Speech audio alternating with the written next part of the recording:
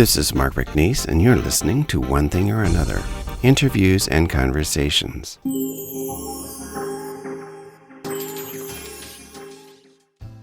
Welcome to the podcast. This is your host, Mark, and today my guest is here to talk about her books and also something that she's an expert on, which is Halloween, my favorite holiday in my favorite month. It's my birthday next week. I'm going to be 62, and I consider myself a Halloween baby because it's only 3 days from Halloween.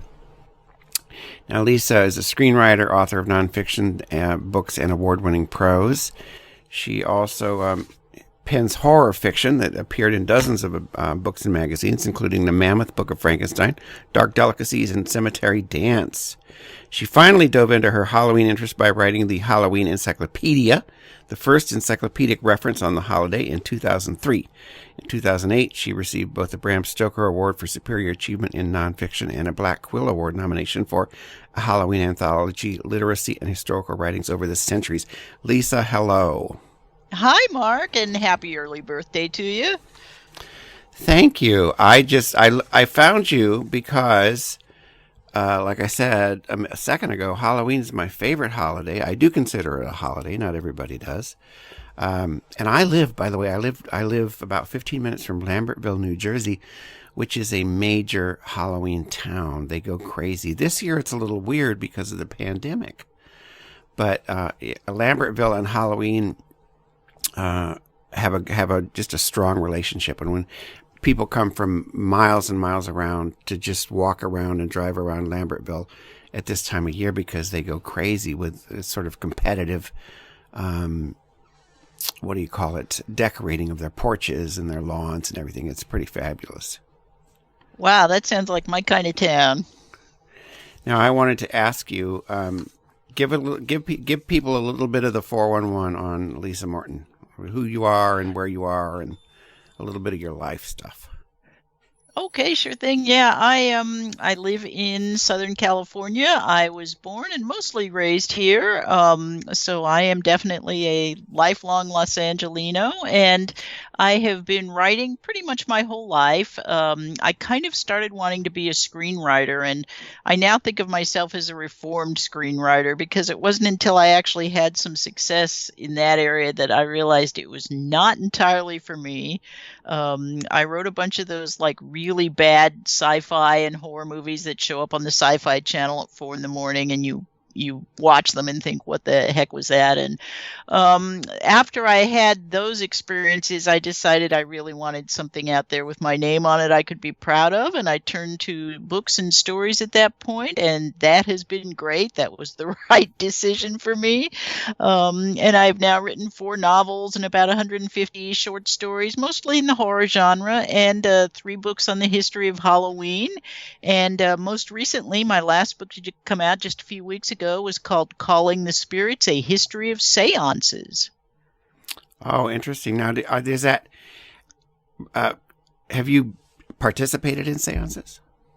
I have, although not recently, which is something that I still want to do. I have done mainly a number of paranormal investigations, going back about 10 years now. And do you have coworkers, you have colleagues that you do that with?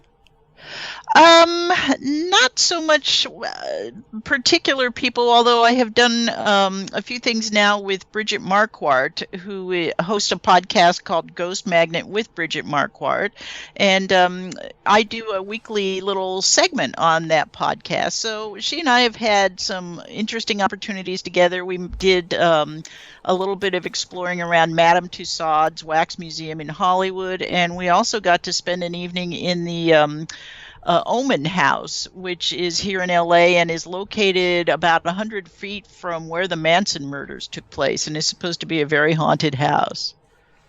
And by the way, you just had a short story that was included in an anthology of best horror stories, I believe. Was it 2020?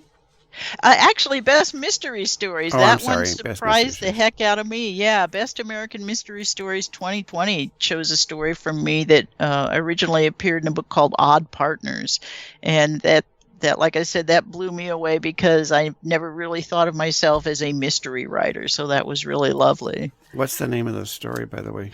The story is called Whatever Happened to Lorna Winters. Okay, because I want to read it.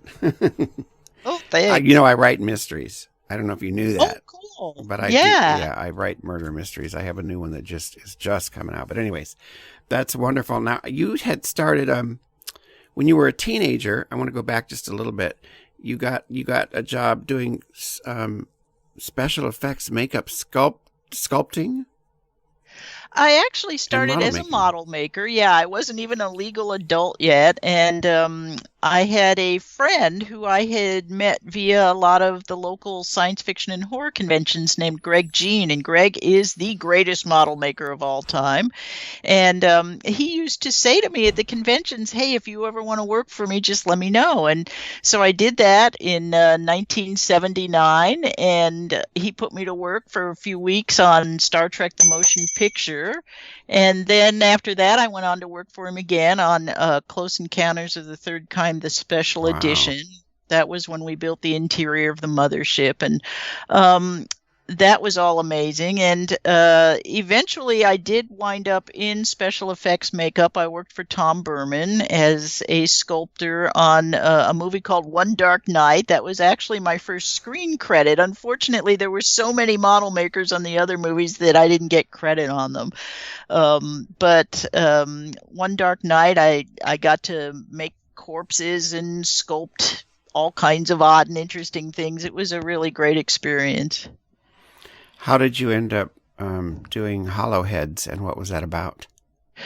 I did that with Tom. Tom and I became really good friends after I worked for him, and we both knew that we wanted to write and make our own movies, and we had this idea of sort of upending 1950s sitcoms. So we created this screenplay together, and we had a producer friend who said, hey, I think I can sell this. And he did. He took it to this company that bought it and hired Tom to direct, and I came along as an associate producer, and that was kind of how that came together. How did you end up writing horror fiction? The movie there was one movie that made me want to be a writer that I saw when I was 15, and it was The Exorcist. And I always loved horror. Even as a kid, my mom and I would stay up and watch every horror movie on, no matter how late it was. We just loved them, and it's just kind of what I was always drawn to. When I write something more along like the mystery or even the fantasy lines like Hollow Heads, that's actually kind of leaving my safe territory. I have a question about the genre horror because I like horror. I write mysteries, at least now I do. I used to write literary fiction.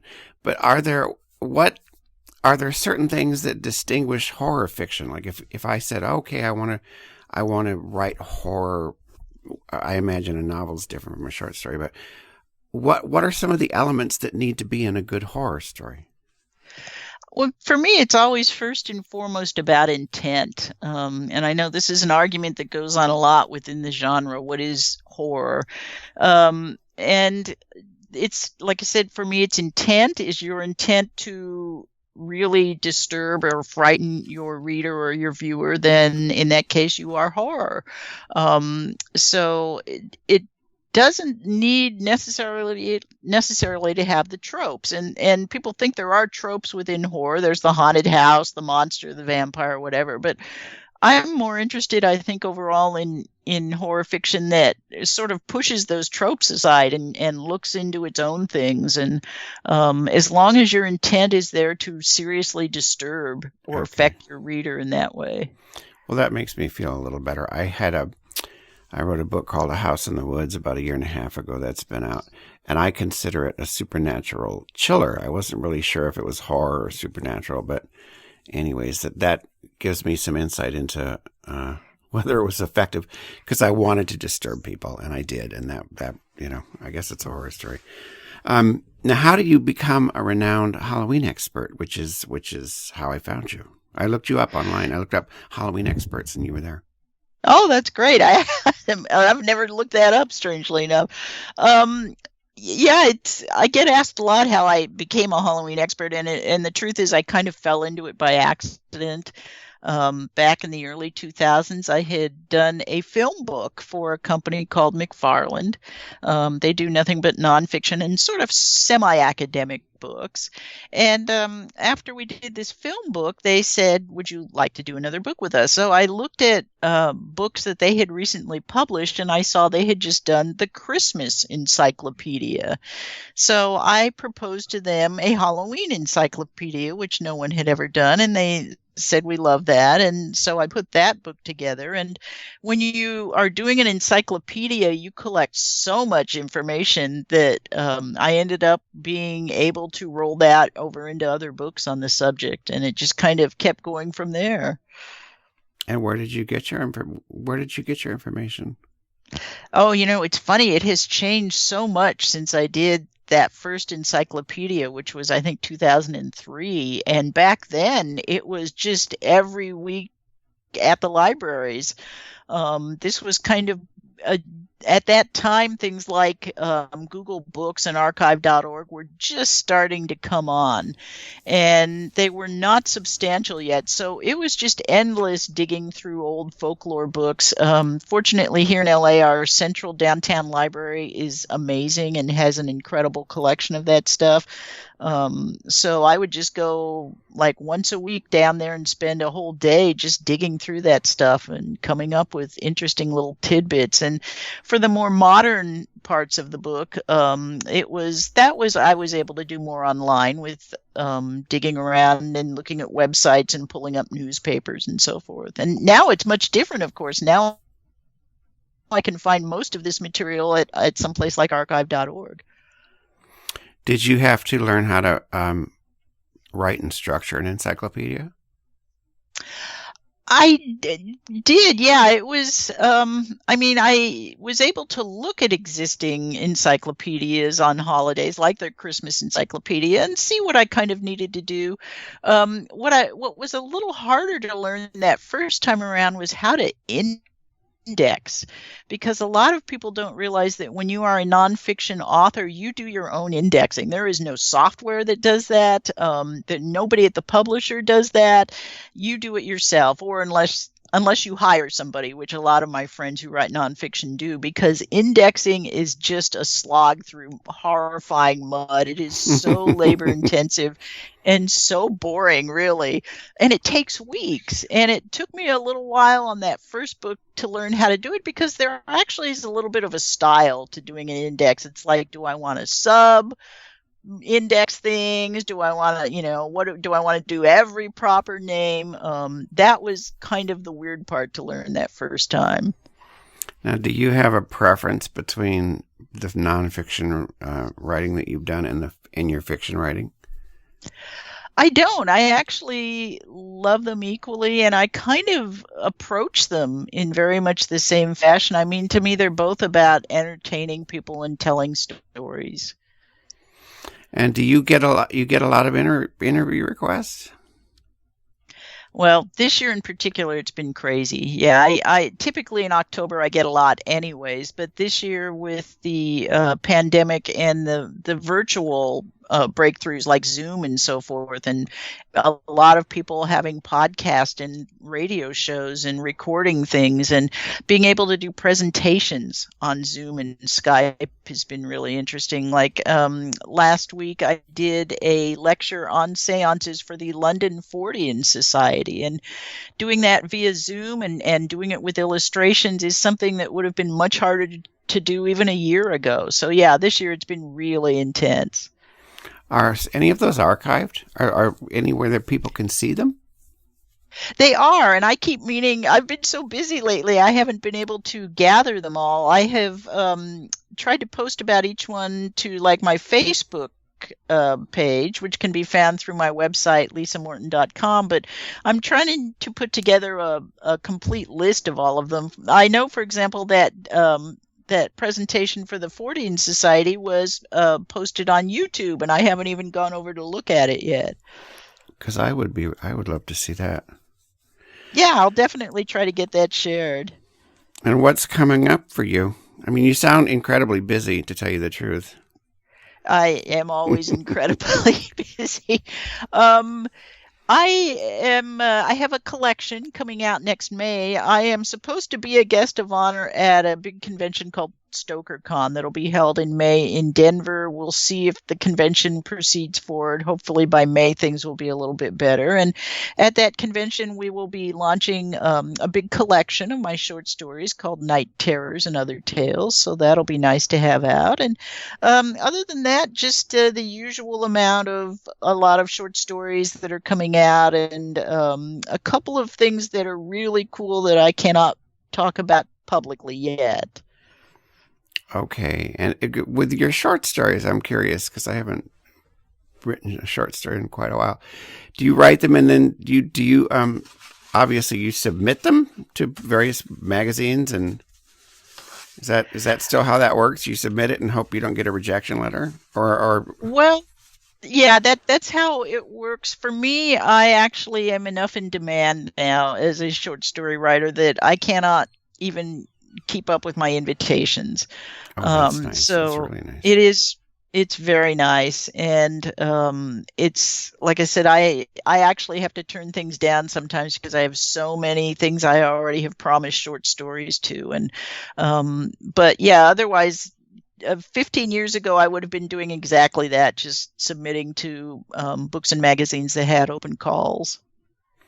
Now, how can people? Well, you mentioned lisamorton.com, but is there any other ways that people can find you and see what you're about? And Well, from there, they can go to, I have all the links to my social media on the front page of my website. I also have a monthly author newsletter, and I love putting those together.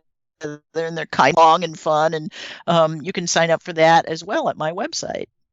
I'm going to, because I've got this horror itch. I want to read a bunch of your stuff. Lisa, it's a short interview, but it's been really nice to talk to you. I wanted to get somebody who could talk about Halloween. You did.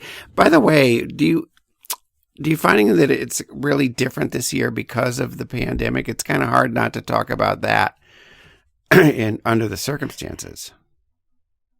Oh yeah, it's definitely different. Here in LA, one of the most interesting things I've seen is that we are home to some tremendous professional haunted attractions here, because we're in the center of the amusement park area and so forth. I wondered at the beginning of the pandemic how those were going to play out, if they were going to go virtual in some way. I was thinking that instead they're all offering drive-through haunted attractions. Yeah. That seems to be a new thing, and a lot of people are really liking that option. I suspect that's going to hang around. Trick or treating, who knows? I mean, I just did an interview with a Salt Lake City newspaper this morning, in fact, and they said that most people there are saying, screw the pandemic, our kids are going trick or treating. Here in LA, they tried to ban it. That lasted 8 hours, and then they came back and said, okay, we're just not recommending it. So, yeah, it's going to be interesting. It seems like a lot of people are going to go ahead and do the traditions anyways. I know that certainly seems to have been the case in other eventful years, like the year 9/11 happened and so forth. People thought Halloween would suffer that year, and instead it had its biggest year ever at that point. So, yeah, it's interesting. I saw I guess it's called trunk or treating, where instead of going to people's houses, people would have candy and whatnot in the trunk of their cars. I'm not sure how that works, handing them out from their cars instead of their homes. And then a friend of mine on Facebook had a picture of a chute, like a candy chute, that she had made, where you could the kid could be 6 feet away and you drop the candy down the chute. The candy chute's been big this year. I've seen a number of people doing that. I'm just going to put a bowl out on the sidewalk and stand 6 feet away and hope that the kids enjoy it, you know? Well, we live so far. We're 6 miles from town, from a little town called Stockton. So nobody comes here because you can't walk. We don't live in a neighborhood like that. We live, it's very, very much the sticks. So we don't have anybody coming to the door on Halloween, but we do the house up. My husband really likes to, every holiday he does the house up differently, but Halloween is always a lot of fun, and it's a lot of fun this year. Now, I want to thank you for coming on and talking to me, finding some time in that very busy schedule. And honestly, I can't wait to read some of your stories. Oh, thanks so much, Mark, and thanks for inviting me to come on. You're welcome. And, you can get on to your next interview now. Which is at noon. Wow. So have a great Halloween. Thank you for making mine a little bit more interesting. Oh, sure thing. And happy Halloween to you as well. Okay. Bye. Bye-bye.